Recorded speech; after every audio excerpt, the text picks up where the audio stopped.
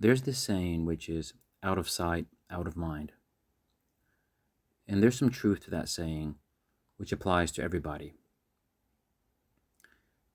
even healthy people. When you're away from people or things, sometimes you think about those things a bit less because you're focused more on the matter at hand. But out of sight, out of mind, when it comes to narcissists, people often say that, well, narcissists never think about you when they're away from you, especially if they're on to somebody else, or if they're entertaining somebody else, or if they're trying to groom somebody else. And it's true.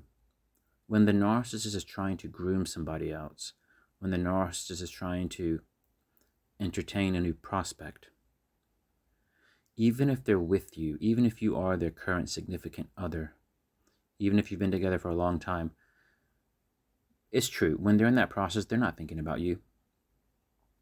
Sometimes they give you that long silent treatment, kind of that disappearing act. Narcissists, sometimes they'll go on a trip 1 or 2 weeks, and sometimes they won't message their significant other even once. Or if they do, it'll be like 1 or 2 short messages, and they don't really have much conversation during that period because they're fully focused on grooming somebody else. So, and it also applies after the discard. Sometimes narcissists, after they discard you, they're onto somebody else. Out of sight, out of mind. The narcissist's significant other, they often wonder, does the narcissist even know they exist when the narcissist is apart from them? And is it true that when they're out of sight, they are out of mind? So, like I said, when the narcissist is focused on a new prize, on a new prospect, on a new person, when they're focused on a new supply, then yes, it is true. But if the narcissist is trying to focus on somebody new, but things fall apart, or if the narcissist has been with a new significant other for some time and things don't work out and they're left empty-handed, and then after that,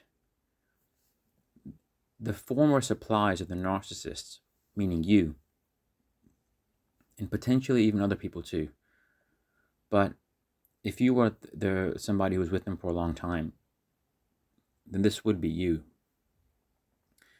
Then the narcissists, they relapse and they start thinking about that other person, their former supply, their former significant other, their former partner.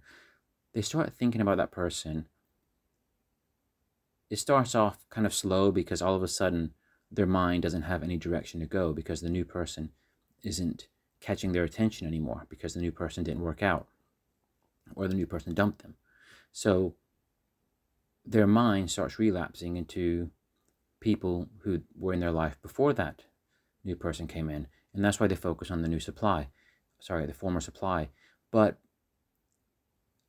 even if you've been away from the narcissist for a long time, let's say it's been many months, let's say it's been 6 months, they've been with this new person for like 6 months, and they haven't been talking to you, then the moment that doesn't work out, narcissists quickly go from the mode of getting an insight and inspiration, which is the thought of you, to incessantly ruminating on you. So what they'll do is they'll get this insight that, oh, maybe you're still available, or oh, maybe the closure that they didn't give you, maybe the confused state they left you in might mean that you want closure from them, that you want clarity from them, which might increase the chances of you letting them in. Or maybe they think you're still just in this worthless, low self-esteem place where having them in your life, from your perspective, might uplift your self-esteem a bit.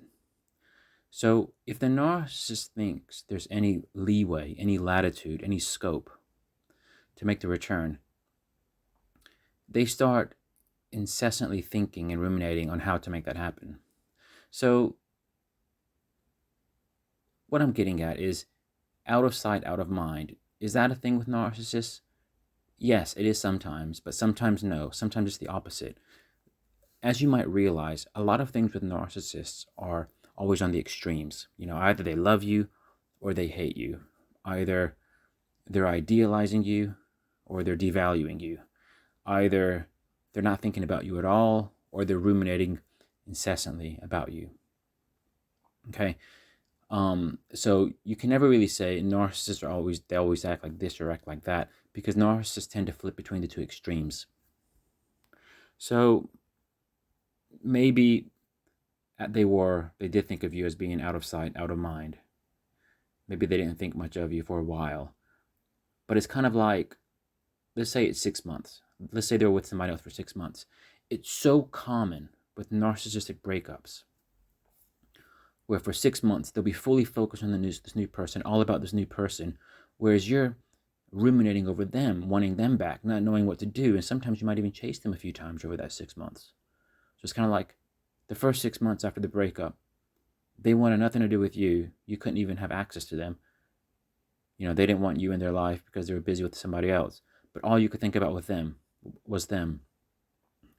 But it's almost like as soon as things start falling apart for the narcissist, it's almost like that's when things start getting better for you.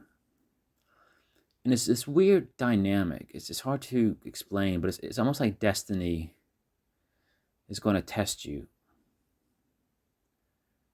It's like you're going to be tested. You're receiving this test, which is the moment you start moving on properly, they make a return.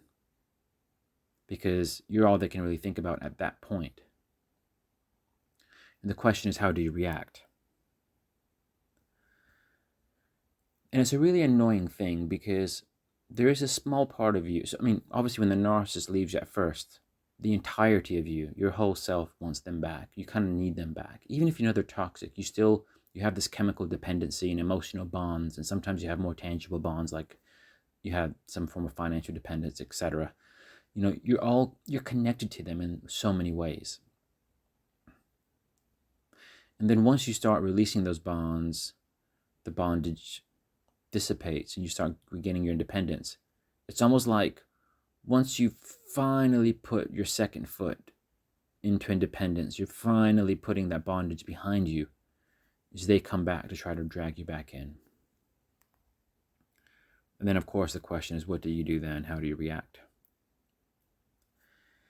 And I have many videos that discuss what you should or shouldn't do when the narcissist tries to hoover you and come back. So I'm not going to get into too much detail.